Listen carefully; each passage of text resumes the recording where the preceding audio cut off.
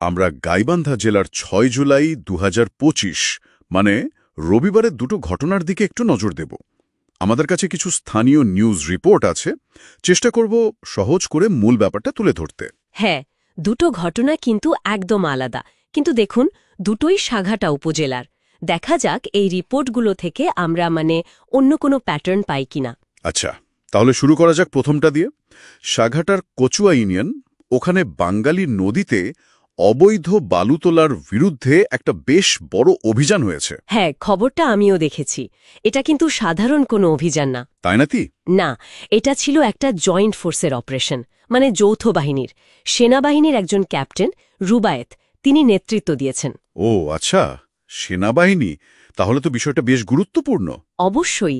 আর সময়টাও দেখুন, রবিবার বিকেল 4টে থেকে রাত 8টা, এক টানা 4 ঘণ্টা ধরে চলেছে। 4 ঘণ্টা!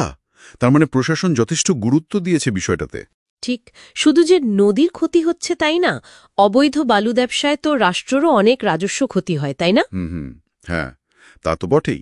পরিবেশের ক্ষতি, আবার অর্থনৈতিক ক্ষতিও। তা অভিযানে কি পাওয়া গেল, ফলাফল কি? রিপোর্টে বলছে 6টা ড্রেজার মেশিন জব্দ করা হয়েছে। এই মেশিনগুলো দিয়েই তো অবৈধভাবে বালু তুলছিল। 6টা ড্রেজার? আচ্ছা। হ্যাঁ, তবে শুধু মেশিন জব্দ করায় না, এর সাথে জড়িত 6 জনকেও আটক করা হয়েছে। ও, লোকও আটক হয়েছে? হ্যাঁ, 6 জন। রিপোর্টে তাদের নামও উল্লেখ করা আছে। ও, নাম সহ? এটা তো ইন্টারেস্টিং। সাধারণত তো শুধু সংখ্যা বলে। কারা তারা? দেখুন, নামগুলো হচ্ছে বাবলু মিয়া, ইনি সতীরতলার; মঞ্জুর আলম, তিনিও সতীরতলার; তারপর বুলু মিয়া হাপানিয়ার; হান্নান মিয়া গজারির; আলী হোসেন উল্লাসোনাতলার; আর বকুল মিয়া পবন তাইরের। বাহ, বেশ বিস্তৃত তথ্য।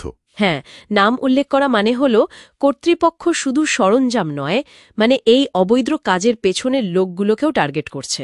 এটা একটা কড়া বার্তা দেয় আসলে। তা ঠিক। একদিকে যখন এই বড় অভিযান চলছে, ঠিক তখনই সাঘাটাতে আর একটা সম্পূর্ণ অন্যরকম কিন্তু খুবই মারাত্মক একটা অভিযোগ সামনে এসেছে। হ্যাঁ, এটা কামালের পাড়া ইউনিয়নের ঘটনা, একটা পারিবারিক ঘটনা, খুবই দুঃখজনক। কি হয়েছে সেখানে? সেখানে পুত্রবধূকে ধর্ষণ চেষ্টার অভিযোগে শ্বশুরকে গ্রেফতার করা হয়েছে। বাদুল মিয়া নাম। বলেন কি, শ্বশুর? হ্যাঁ, মামলার অভিযোগে যা বলা হয়েছে, মহিলার স্বামীর অনুপস্থিতিতে গভীর রাতে শ্বশুর তার শোবার ঘরে ঢোকে এবং ধর্ষণের চেষ্টা করে। ভয়ানক ব্যাপার।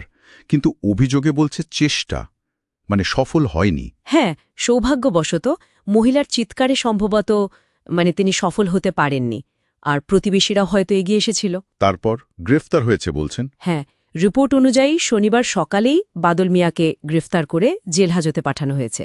বিষয়টা এখন আইনি প্রক্রিয়ায় আছে। একই উপজেলায় একই সময়ে দুটো একদম ভিন্ন চিত্র তাহলে। একদিকে প্রাকৃতিক সম্পদ রক্ষার চেষ্টা, বড় অভিযান, আর অন্যদিকে দেখুন পারিবারিক পরিসরে এমন একটা জঘন্য অপরাধের অভিযোগ আর গ্রেফতার। হ্যাঁ, এই দুটো ঘটনা যদি আমরা পাশাপাশি রাখি, একটা জিনিস কিন্তু পরিষ্কার হয়। কি সেটা? যে স্থানীয় প্রশাসন আইন প্রয়োগকারী সংস্থা, তাদের কিন্তু একই সাথে অনেক রকম চ্যালেঞ্জ মোকাবেলা করতে হচ্ছে। ঠিক। একদিকে এই যে অর্থনৈতিক অপরাধ, পরিবেশ ধ্বংসের মতো বিষয়, ঠিক। আবার অন্যদিকে মানুষের ব্যক্তিগত নিরাপত্তা, এমনকি ঘরের ভেতরের নিরাপত্তা, সেটাও নিশ্চিত করতে হচ্ছে।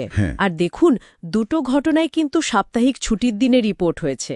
তার আইন শৃঙ্খলার উপর চাপটা কিন্তু বহুমুখী, সব সময়ই আছে। একদম। তাহলে আমরা গাইবান্ধার সাঘাটাতে ঘটে যাওয়া দুটো আলাদা কিন্তু গুরুত্বপূর্ণ ঘটনার একটা সারসংক্ষেপ পেলাম। একটা হলো অবৈধ বালু উত্তোলনের বিরুদ্ধে বড় মাপের অভিযান, যেটা কর্তৃপক্ষের শক্ত অবস্থানটা দেখাচ্ছে। হ্যাঁ, আর অন্যটা হলো ধর্ষণ চেষ্টার মতো একটা গুরুত্বপূর্ণ অভিযোগে গ্রেফতার, যা ব্যক্তিগত আর সামাজিক নিরাপত্তার প্রশ্নগুলো সামনে আনছে।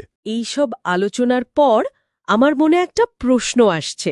আচ্ছা, একটা নির্দিষ্ট গ্রামীণ এলাকা সাঘাটা, সেখানে একই সপ্তাহান্তে এই দুই ধরনের একেবারে ভিন্ন প্রকৃতির অপরাধের খবর, এটা কি শুধুই কাকতালীয়, নাকি এর পেছনে ওই এলাকার আইন শৃঙ্খলা পরিস্থিতি বা ধরেন সামাজিক কাঠামো বা অন্য কোনো গভীর যোগসূত্র আছে, যেটা নিয়ে আরও ভাবা দরকার? এই প্রশ্নটা না হয় আমরা রেখে গেলাম।